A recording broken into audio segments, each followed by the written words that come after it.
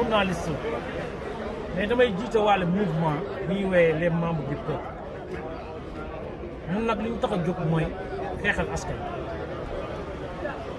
ndax ñun am boo nekkee journaliste am ay xibaar yoo xam ne yow yaa koy njëkk jot ka ñeneen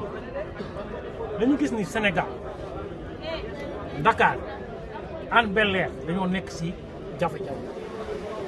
dafa am benn bateau bu fi nekk bateau turc bateau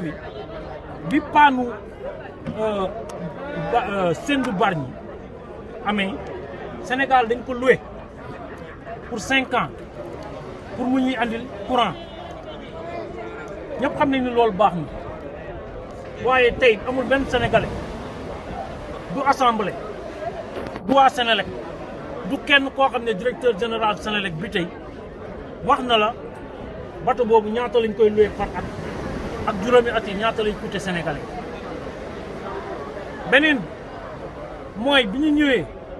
di waaj a andi bateau bi dañoo andi waa Hann Bel-Air waxtaan ak ñoom ne leen bateau bi nit ñi dañuy wax rek waaye dangereux wul noonu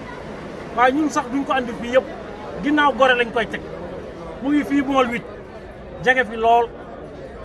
ñi nga xam ne seen xel màcc na nañu bateau boobu bu fi nekkee jën moom dootul amati côté bi yëpp ndax riiram daa tolloog ñetti stade football bu tàqee bruit ñëpp xam nañ ni du nekk fu jën di ne bu teg si ni bateau bi dañu newoon day daw ak gaz ba léegi fiol lourd lay dawee te fiol lourd tant que mu ngi tuur si géej gi fii ak juróomi at dara doo fi baaxati dara doot fi amati est-ce que ñun war nañ continuer di bàyyi suñu ay pêcheurs fii ñàkk jën ba ñuy dem Mauritanie ñu leen di tëj ba ñuy dem benn Guinée Bissau ñu leen di tëj parce que ñun dañoo saax-saaxee suñu géej loolu nag du yoon loolu la ñëwoon nañ ñun tey danañ sensibiliser informer pêcheurs yi wax leen conséquence bi bateau bi am léegi nag ñun nag duñ jël bateau bi jëlee ko fi ñoom ñoo war a jël seeni responsabilité def seeni association commencé taxaw ñu ànd ak ñoom xeex ngir bateau bi jóge fi ñu mu gën a gaawee lii daal lañ amoon pour wax leen ñu leen di gërëm di leen sax